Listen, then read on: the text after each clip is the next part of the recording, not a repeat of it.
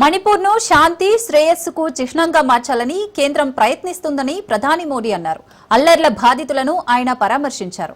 అల్లర్ల కారణంగా స్వరం కోల్పోయామని ప్రధానికి బాధితులు వివరించారు. స్కూళ్లు మూతపడడంతో విద్యకు దూరమయ్యామని చిన్నారులు కంటతడి పెట్టారు.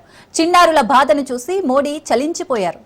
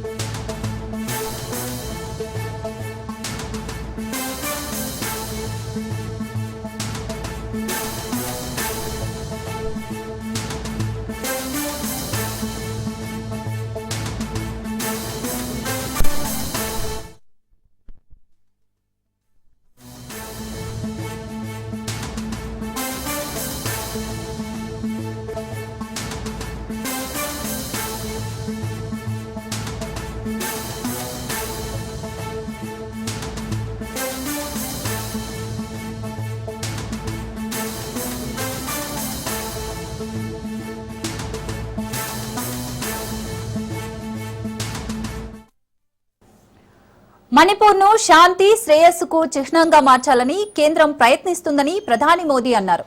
అల్లర్ల బాధితులను ఆయన పరామర్శించారు.